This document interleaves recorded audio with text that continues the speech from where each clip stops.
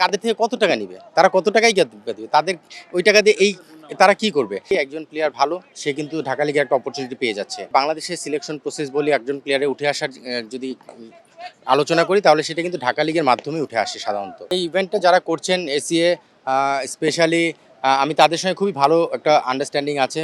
স্বাভাবিকভাবে আমি ক্রিকেটের লোক, তারা ক্রিকেটের জন্য ডিফারেন্টভাবে বিভিন্ন জায়গায় কাজ করছে। সো তাদের সঙ্গে সম্পর্কের কারণে আমি জানি যে তারা কীভাবে চিন্তা করে, তাদের চিন্তাভাবনার ধরনটা কোন লেভেলে আমি খুব ভালো করেই জানি। খুব ভালো একটা ইনিশিয়েটিভ, মানে তাদের চিন্তাভাবনা আসলেই ক্রিকেট ডেভেলপমেন্ট। সেই কারণেই কিন্তু আমরা যেটা দেখেছি যে 12টা ক্লাবে মনে হয় তাদের সুযোগ করে দেওয়ার একটা অপরচুনিটি। তাদের তো এখান থেকে কাদের থেকে কত টাকা নিবে? তারা কত টাকাই দিবে? তাদের ওই টাকা দিয়ে তারা কি করবে? বিভিন্ন ক্লাবে এই ধরনের দুর্নাম আছে, এটা সত্য, আমি অস্বীকার করিনি। এটা বিভিন্ন সময় আমরা দেখেছি মিডিয়াতে, এবং প্লেয়াররাও বিভিন্ন সময় মিডিয়ার সামনে বলেছে। ঘটনা কিন্তু একদম আপনি মানে মিথ্যা বলার সুযোগ নেই। কিছু ঘটনা আছে, বাট কিছু বিচ্ছিন্ন ঘটনা কিন্তু সব সেক্টরেই থাকে। কিছু ঘটনা থাকবে যেগুলো আপনি আলোচনায় নিয়ে আসতে পারবেন, বাট বৃহত্তর স্বার্থে আপনাকে দেখতে হবে যে আসলে ওই ঘটনাগুলো কতটুকু সত্য এবং কত পার্সেন্ট রয়েছে। সো আমি শিওর যে আজকের এই প্রোগ্রামটা এমন একটা প্রোগ্রাম যেখানে এই ধরনের কোনো ঘটনা আলোচনায় আসবেই না। নিঃস্বার্থভাবেই প্লেয়ারদেরকে একটা অপরচুনিটি করে দেওয়া, যেই প্লেয়াররা হয়তো অপরচুনিটির অপেক্ষায় ছিল, একটা প্ল্যাটফর্মের অপেক্ষায় ছিল, সেই প্ল্যাটফর্মটা তারা পাচ্ছে এবং তাদের স্বপ্ন পূরণের একটা জায়গা পাচ্ছে। এই ধরনের ট্যালেন্ট হান্ট আসলে খুবই পজিটিভ একটা ইনিশিয়েটিভ। কারণ এটা আসলে সবচেয়ে বড় যে বিষয়টা, আমরা জানি যে ঢাকা শহরে বিভিন্ন একাডেমি রয়েছে। ঢাকা শহরে প্রচুর ছেলেরা ক্রিকেট খেলে।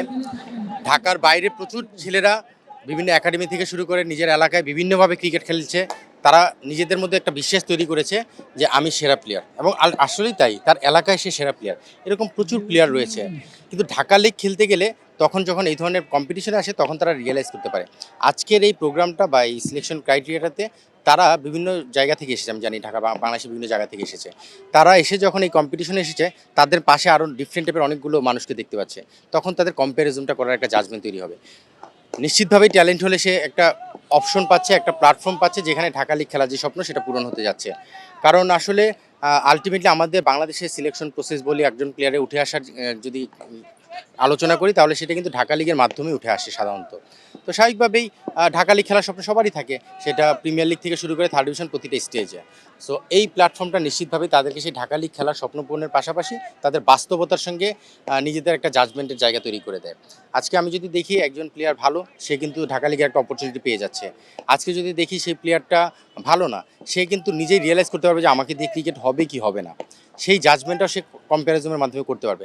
সো এই ধরনের সিলেকশন প্রোগ্রাম বা এই ধরনের একটা ট্যালেন্ট হান্ট আমার মনে হয় নিশ্চিতভাবেই প্লেয়ারকে তার বাস্তব রিয়েলাইজেশনে শেখাতে সহায়তা করবে। আমার মনে হয় যে কোনো একটা জিনিস আপনি যখন প্রথমেই শুরু করবেন তখন সেটাকে বিস্তারিত করার ক্ষেত্রে একটা চ্যালেঞ্জ থাকে। আজকের এই প্রোগ্রামটা এটা যখন তারা যাত্রা শুরু করেছেন, প্ল্যান করেছেন বা এক্সিকিউশন শুরু করেছেন, সেখান থেকে যে রেসপন্সটা পেয়েছেন নিশ্চিতভাবেই 7000+ এটা কিন্তু কম সংখ্যা না সারা বাংলাদেশ জুড়ে। নিশ্চিতভাবেই এটার আলোড়নটা বা এটার প্রতিফলনটা সামনের বছর পড়বে বা সামনের আয়োজনে পড়বে। বিকজ মানুষ তখন আরও জানবে, দেখবে, বাস্তবতার সঙ্গে মিলবে। পাশাপাশি তারা বিশ্বাস করবে যে না, এই ধরনের একটা প্রোগ্রাম হয় এবং এখান থেকে এই প্লেয়ারগুলো 10, 12, 15, 20 জন প্লেয়ার চান্স পেয়েছে, তাদের সে বিশ্বাসটা আসবে।